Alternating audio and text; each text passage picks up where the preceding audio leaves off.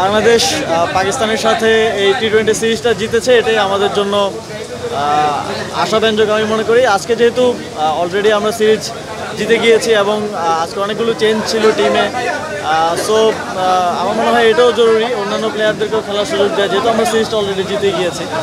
তো আশা করি সামনের দিনেও বাংলাদেশ জাতীয় দলের এই সফলতা অব্যাহত থাকে।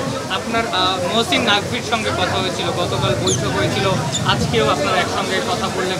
বাংলাদেশের ক্রিকেট উন্নয়নে আসলে আপনার এবং তার সঙ্গে কী ধরনের কথা হয়েছে? আমরা আমাদের এক্সপিরিয়েন্স এবং এক্সপার্টিস শেয়ার করব। যেখানে বাংলাদেশ ভালো সেখানে পাকিস্তান সেটা নিয়ে উপকৃত হতে পারে, যেখানে পাকিস্তান ভালো সেখানে আমরা তাদের থেকে সেটা নিয়েও উপকৃত হতে পারি। এছাড়াও আরও অন্যান্য বিষয়ে আলোচনা হয়েছে। পাকিস্তানের সাথে বাংলাদেশের ওভারঅল সম্পর্ক এবং কোলাবোরেশনের ব্যাপারে আলোচনা হয়েছে। আর স্পোর্টসের ব্যাপারে এই যে এসিসি মিটিংটা হলো, এটার ব্যাপারে পাকিস্তান ক্রিকেট বোর্ড অনেক সহযোগিতা করেছে এবং আপনারা জানেন যে প্রায় সবগুলো দেশের অংশগ্রহণে একটা সফল এসিসি এজিএম মিটিং বাংলাদেশে ঢাকায় হয়েছে প্রথমবারের মতো।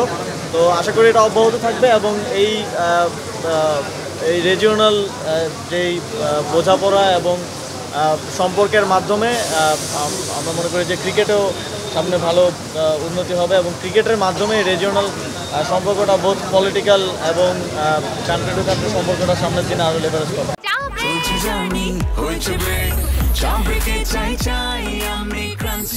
যে কোনো চা ব্রেকে বিস ক্লাব ড্রাই কেক, চায়ের সাথে আয়েশ ছিল বাংলাদেশ ক্রিকেটে।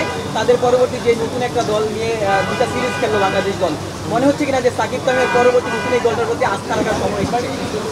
ট্রানজিশন পিরিয়ডটা কখনোই আসলে কোনো দলের জন্যই ভালো হয় না। কোনো একটা দল যদি দীর্ঘদিন একটা সেট আপে খেলে, সেটা যে দলই হোক, আবার নতুন করে যখন ট্রানজিশন হয় তখন একটু আপনারা জানেন যে টার্মোয়েল যায়, কিছু খেলা খারাপ যায়। তবে আমি মনে করি যে এই টিমের সম্ভাবনা আছে এবং হার্ডওয়ার্কের মাধ্যমে এবং বিসিবির কাজের মাধ্যমে আমি মনে করি এই টিম লং টার্মে বাংলাদেশকে ভালো কিছু। অবশ্যই পজিটিভ। এটার আমি মনে করি যে ফ্যানদের জন্য এটা পজিটিভ, যারা ক্রিকেট নিয়ে একটু হতাশ হয়ে যাচ্ছিল তাদের জন্য। তবে এটা এমন না যে ওভারনাইট তো আসলে চেঞ্জ পসিবল না। ওভারনাইট কয়েকদিন খারাপ খেলতে পারে, কয়েকদিন ভালো খেলতে পারে। তবে আমরা কাজ করতে যাচ্ছি লং টার্মের জন্য। আমরা এমন পলিসি নিতে চাচ্ছি, ডিসেন্ট্রালাইজেশনের মাধ্যমে চ্যানেলটা তৈরি করতে চাচ্ছি এবং প্রপার ট্রেনিং সেট আপ করতে চাচ্ছি, যাতে করে এটার ফলাফলটা হয়তো আজকে পাওয়া যাবে না, এটা 5 বছর পরে পাওয়া যাবে, বাট এটা লং টার্মে বাংলাদেশের ক্রিকেটকে একটা ভালো জায়গায় পৌঁছে দেবে। আপনার জন্য কতখানি পজিটিভ? কারণ ফারুক আহমেদকে সরিয়ে আমিনুল ভাইকে দায়িত্ব দেওয়াটা ইজি ছিল না এবং তিনি আসার পরই বাংলাদেশের টানা দুটো সিরিজ জয়। সিরিজ জয়টা আমি মনে করবো যে উই আর লাকি, কারণ এই অল্প সময়ে এমন কিছু কাজ হয়ে যায় না যে বাংলাদেশ টিম একেবারে 10 থেকে 2 দিনে চলে আসছে, তাই না? তো আশা করি এটা একটা হচ্ছে আমাদের প্রতি একটা গুড সাইন যে আমরা কাজ করলে আরও ভালো করা সম্ভব এবং এই ভালো স্টার্টটা আমি মনে করি বিসিবির নিউ লিডারশিপ এটাকে কাজে লাগাবে এবং সামনের দিনে ভালো করবে। আপনার কাছে কি মনে হয় যে শুধু স্কিল না, অনেক সময় দেখা যায় যে নেতৃত্বের মানসিকতাও অনেক বড় ভূমিকা রাখে? আমি যদি একটা উদাহরণ দেই, বিজয়কে নিয়ে আমিনুল ভাইকে একটা প্রশ্ন করা হয়েছিল, তিনি উত্তর দিতে অস্বীকৃতি জানিয়েছিলেন কারণ তিনি কোচ না।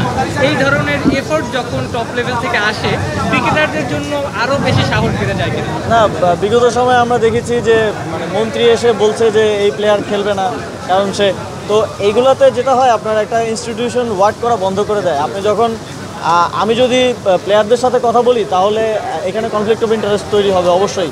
প্লেয়াররা আমার কাছে অন্য ধরনের যে কোনো কিছু চাইতে পারে যেটা আসলে নিয়মের মধ্যে পড়ে না। তো সেই জায়গা থেকে আমার মনে হয় প্রফেশনালি হ্যান্ডেল করা উচিত। টিমের সাথে যারা সংশ্লিষ্ট তারাই টিম নিয়ে কাজ করবে। আমাদের কাজ হচ্ছে অ্যাডমিনিস্ট্রেশন নিয়ে কাজ করা, পলিসি নিয়ে কাজ করা। আমরা ওইটা নিয়ে করব, যে যার কাজটা করলে আমি মনে করি যে সামনের দিকে আরও ভালো ফলাফল আসবে।